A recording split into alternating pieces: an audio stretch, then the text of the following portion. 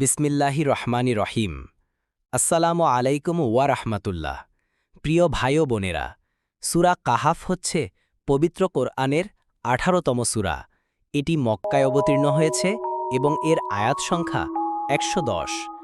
এই সূরাটিতে ৪টি প্রধান ঘটনা বর্ণনা করা হয়েছে, যা মানবজাতির জন্য গভীর শিক্ষা ও উপদেশ বহন করে।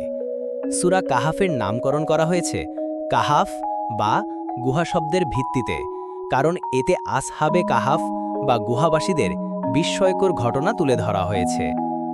এই সূরায় যে ৪টি মূল কাহিনী বর্ণিত হয়েছে সেগুলো হল আসহাবে কাহাফের ঘটনা বা গুহাবাসী যুবকদের কাহিনী, দুই বাগানের মালিকের ঘটনা, মুসা আলাইহিসসালাম ও খিজির আলাইহিসসালামের ঘটনা, ৪ জুলকারনাইন আলাইহিসসালামের ঘটনা।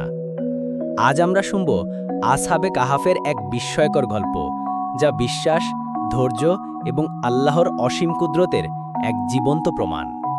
এই গল্প আসহাবে কাহাফের, অর্থাৎ গুহাবাসী যুবকদের, বহু শতাব্দীর আগেকার কথা।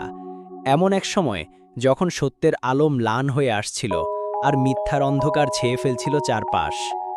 প্রাচীনকালের এক জনপদে বাস করত কিছু যুবক। তাদের মন ছিল ইমানে বলিয়ান, আত্মা ছিল আল্লাহর প্রতি নিবেদিত। কিন্তু সেই জনপদের রাজা ছিল এক অত্যাচারী শাসক, যে জোর করে মানুষকে মূর্তি পূজা করতে বাধ্য করত। রাজার আদেশ ছিল অমান্য করার জো নেই, অমান্য করলে কঠিন শাস্তি। কিন্তু এই যুবকরা নিজেদের ঈমান বিসর্জন দিতে রাজি ছিল না। তারা জানত একমাত্র আল্লাহই উপাসনার যোগ্য। এই যুবকরা নিজেদের ঈমান বাঁচাতে শহর ছেড়ে যাওয়ার সিদ্ধান্ত নিল। তারা এক গভীর উপত্যকায় এসে পৌঁছালো, যেখানে ছিল এক বিশাল গুহা। ক্লান্ত শরীর নিয়ে তারা সেই গুহার ভেতরে প্রবেশ করল। তাদের সাথে ছিল তাদের বিশ্বস্ত কুকুর কিতমির। গুহার ভেতরে প্রবেশ করে তারা আল্লাহর কাছে আশ্রয় চাইল রহমত আর সঠিক পথপ্রদর্শন। আল্লাহর অসীম কুদরতে গুহার ভেতরে প্রবেশ করার পরপরই এক গভীর ঘুম তাদের চোখে জড়িয়ে ধরল। তারা ঘুমিয়ে পড়ল। একদিনের জন্য নয়, এক মাসের জন্য নয়, এমনকি এক বছরের জন্যও নয়। তারা ঘুমিয়েছিল ৩০৯ বছর। দীর্ঘ এই সময়ে বাইরের দুনিয়া পুরোপুরি বদলে গিয়েছিল। অত্যাচারী রাজা আর তার শাসন বিলীন হয়ে গিয়েছিল। নতুন প্রজন্ম এসেছিল, যারা ছিল আল্লাহর প্রতি বিশ্বাসী। দীর্ঘ ঘুম শেষে যখন তারা জেগে উঠল, তাদের মনে হলো যেন মাত্র একদিন বা তারও কম সময় ঘুমিয়েছিল। তাদের একজন, তার নাম ছিল ইয়ামলেখা, খুব ক্ষুধার্ত ছিল। সে সিদ্ধান্ত নিল শহরে গিয়ে খাবার কিনে আনবে। যখন সে শহরে প্রবেশ করল, তখন তার চোখ ছানাবড়া হয়ে গেল।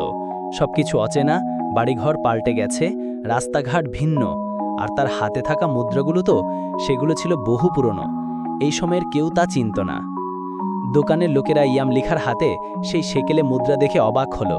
তারা বলাবলি শুরু করল, এ কোত্থেকে এলো? এ তো বহু শত বছর আগের মুদ্রা। ধীরে ধীরে খবর ছড়িয়ে পড়ল যে এক যুবক এমন মুদ্রা নিয়ে এসেছে যা বহু যুগ আগে চলত।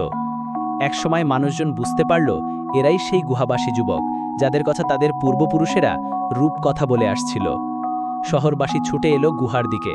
তারা দেখল সেই যুবকদের, যারা আল্লাহর ইচ্ছায় দীর্ঘ ৩০৯ বছর ধরে গুহায় ঘুমিয়েছিল। এই ঘটনা ছিল মানবজাতির জন্য এক বিরাট নিদর্শন। আল্লাহর ক্ষমতা অসীম, তিনি মৃতকে জীবিত করতে পারেন এবং সময়ের গতিকে নিয়ন্ত্রণ করতে পারেন। আসহাবে কাহাফের এই গল্প আমাদের শেখায় যে ঈমান রক্ষায় আমাদের সব বাধা পেরিয়ে যেতে প্রস্তুত থাকতে হবে। আর এটাও মনে রাখতে হবে যে আল্লাহ তার অনুগত বান্দাদের কখনো একা ফেলে দেন না, তিনি তাদের সব বিপদ থেকে রক্ষা করেন। আল্লাহর কুদরত এতটাই বিশাল যে তিনি যা চান তাই হয়।